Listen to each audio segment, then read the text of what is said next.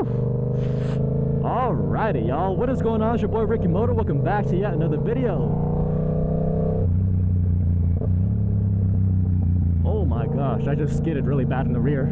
So today is a nice chill ride. A little bit gloomy out, but you know, we're just going on a nice little ride with the breeze. But anyways, today I wanted to kind of bring up an idea that I had, something that kind of changed my mind of the whole beginner bike scene. So if you guys been following the channel for a while, you always heard me boast about the Yamaha R3, and I kind of gassed it up a little bit too much sometimes, and that bike will always hold a very special place in my heart.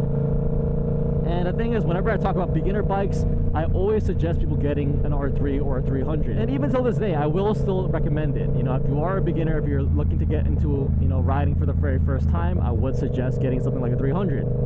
But where I'm starting to change my mind is the R7 being a beginner bike. I've always actually recommended against the R7. I've always said it's too powerful, it's too dangerous. You know, a lot of the other content creators out there, or even just people in forums and whatnot and social media, people have always said the R7 is the perfect beginner bike, and I've always disagreed with it.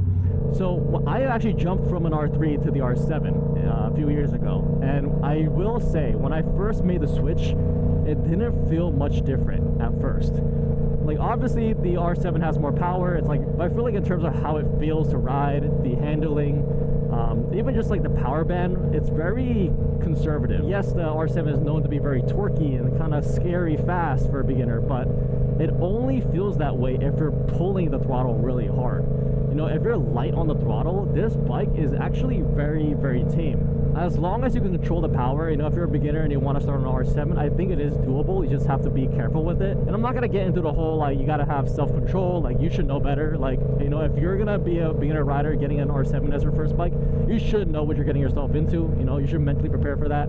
It's not like an R6 or an R1. It's definitely a lot less crazy than those bikes, but it's not like you can't kill yourself on this thing. This will definitely send you off to Mars if you don't know what you're doing. But I'm starting to feel like the R7 would actually be slightly better of a beginner bike compared to an R3, and that's because not necessarily the power, but all the other features. So the thing I noticed about the R3, you know, from the older generations to the latest generations, they are very basic, and that's not a bad thing, but it does lack a lot of safety features.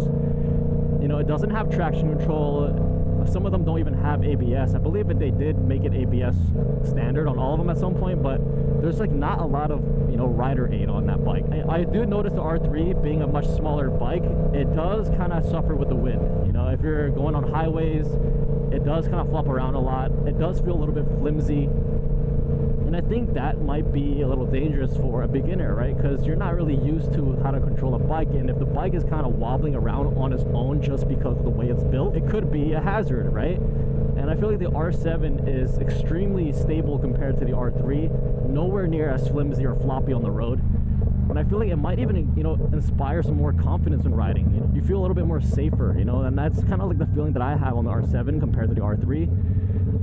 Like, as someone who has ridden for years, hopping on an R3, I feel a little scared of it. And it's not about the power, but more so how unstable it is. And it also lacks a lot of the, you know, adjustability with the suspension and the traction control, this and that. And I feel like those are actually pretty important features if you want to learn more about motorcycles, right? Like, if you're a beginner, you also, like, not only is it just about the riding, but also about the maintenance, learning about the bike, adjusting the bike to fit your preferences, right? Like, the R3 is just bare bones, one size fit all kind of thing, right? The R7, depending on the year, make, model, the newer ones have traction control, which is very important to have. This one is a 2023, it doesn't have it.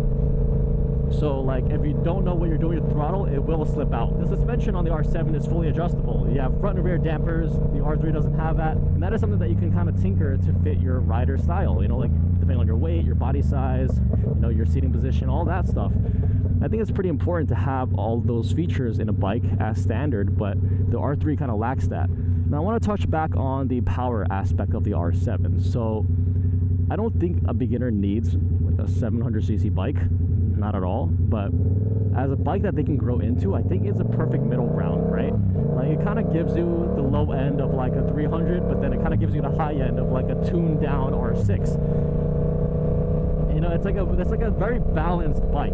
You know, it can kind of do it all. It's not overpowered, but it's not underpowered. I will still say that the R7 is definitely a bike for a beginner to grow into rather than to really start off with, right? Like, I don't think you should be banging gears on an R7 like first month in. I feel like the R7 could actually be my new recommendation of a beginner bike, you know? I think I kind of separated the R3 and R7 a little bit too far over the past few years, where I always made them seem really different from each other. But to be honest, after getting more seat time on the R7 and then getting a little bit more seat time on the R3 time to time, I'm starting to kind of feel the differences between the bikes, and I'm noticing that they're not really too far off. Like, if you are someone who's, you know, looking at the R7 as a first bike, I wouldn't actually hold you against it. I would just suggest that you are someone that is very wise, who has a lot of self-control, because if you're going to be reckless on it, then you will be putting yourself in big danger.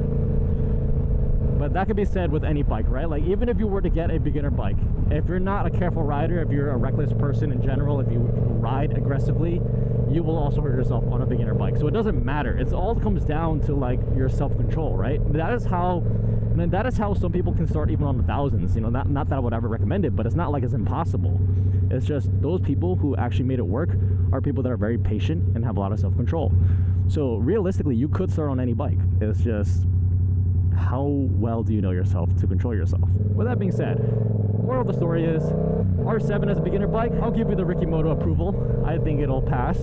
Just be careful with it if you're going to be getting it as your first bike. But yeah, anyways, with that being said, it's been your boy RickyMoto. Thank you for watching. Make sure to like, comment, and subscribe. We also have our 10,000 subscriber giveaway still active. So if you guys want to enter the giveaway, make sure to click the link in the description below. So yeah, it's been your boy RickyMoto. Thank you for watching, and I'll see you in the next one. Peace.